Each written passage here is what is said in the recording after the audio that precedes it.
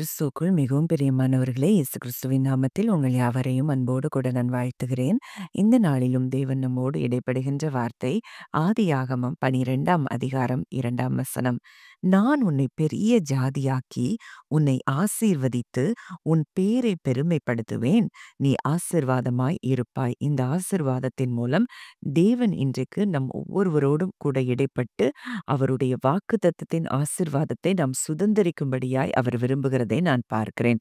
அப்போ இந்த வார்த்தை முதலாவது சொல்லுகிற காரியம் அ அ பெரிய ஜாதியாக்கி அன்றைக்கு ஆபிரகாமுக்கு இந்த வாக்குத்தத்தத்தை அவர் கொடுக்கிறார்.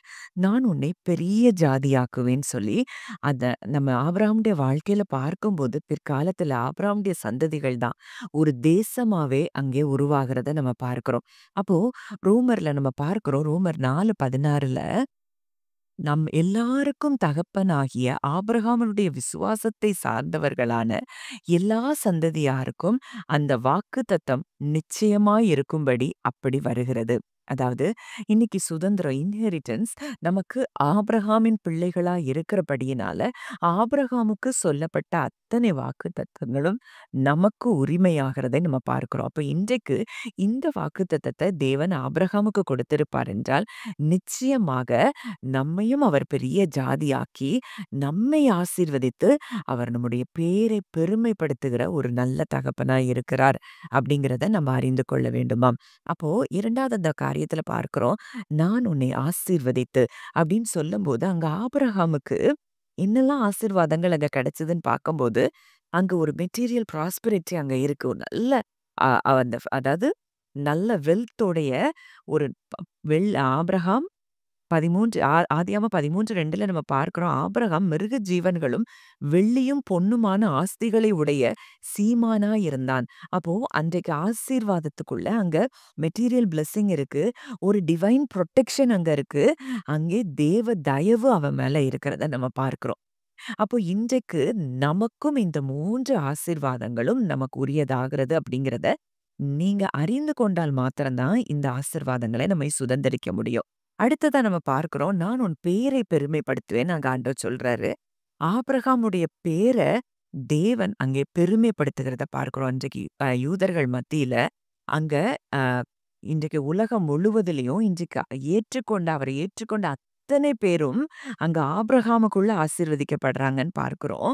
இன்னைக்கு அவர் ஆசீர்வாதமா இருந்தது மாத்திரம் இல்ல, அவர் எப்படி இருக்கிறார்? ஆசீர்வாதத்தின் ஊற்றாய் மற்றவர்களுக்கும் அவர் ஆசீர்வாதமாய் இருக்கிறத நம்ம பார்க்கிறோம். அப்ப இன்றைக்கு இந்த வார்த்தைக்குள்ள இத்தனை ஆசீர்வாதங்களை தேவன் வைத்திருக்கிறதை நம்ம பார்க்கிறோம். அப்போ முதல்ல அவர் நம்மை ஆசீர்வதிக்கிற தேவன்.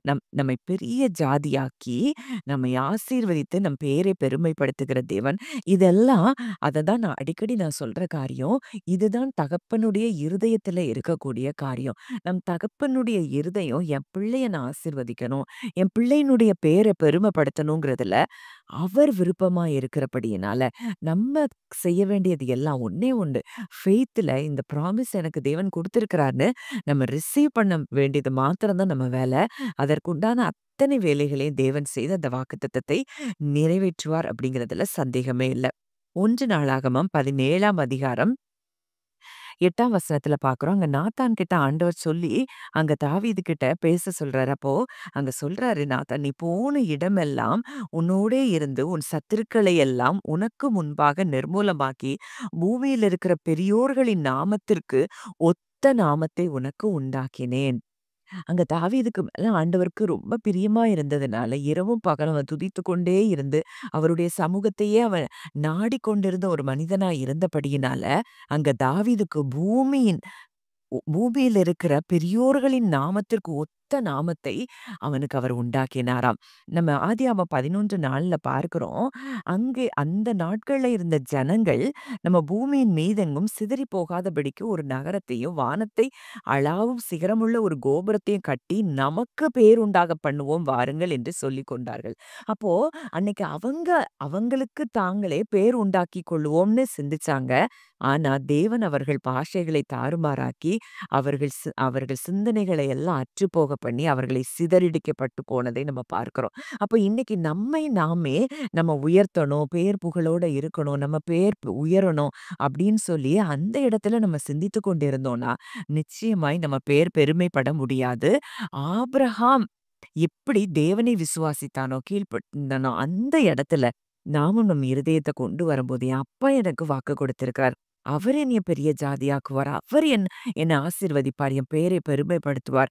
ஏன்னா, இது அவருடைய விருப்பமா இருக்கிறதுன்னு சொல்லி, அங்க முழுமையுமாய் ஒரு தாழ்மையான இருதயத்துக்குள்ள நம்ம போகும்போது, நிச்சயம் தேவன் இந்த வார்த்தையினால நம்மை ஆசீர்வதிப்பார். யோசுவா 3:7 கூட நம்ம பார்க்கிறோம். கர்த்தர் யோசுவாவை நோக்கி, "நான் மோசேயோடு இருந்தது போல உன்னோடும் இருக்கிறேன் என்பதை இஸ்ரவேலர் எல்லாரும் அறியும்படிக்கு, இன்று அவர்கள் கண்களுக்கு முன்பாக உன்னை மேன்மைப்படுத்துவேன்." அப்படின்னு சொல்லி அங்கே சொல்லுகிறத பார்க்கிறோம். அப்ப கர்த்தர் யோசுவாவ பார்த்து சொல்றாரு, "நான் மோசேயோடு இருந்தது போல உன் கூட இருக்கிறேங்கிறத நான் வெளிப்படுத்துவேன். நான் உன்னை மேன்மைப்படுத்துவேன்னு" சொல்லி அவர் சொன்னது மாத்திரம் இல்ல, அன்றைக்கு இஸ்ரவேல் ஜனங்கள் அத்தனை பேருக்கு முன்பாகவும் யோசுவாவை மேன்மைப்படுத்தினத நம்ம பார்க்கிறோம். அப்ப இன்றைக்கு உண்மையாய் நம்ம அவர பின்பற்றுகிறோம். அவர தான் நம்ம நேசித்துக் கொண்டிருக்கிறோம். அவர் தான் எனக்கு எல்லாம் என்று சொல்லி நினைக்கிற நம்ம ஒவ்வொருத்தரையும் அவர் என்ன செய்கிறாராம்?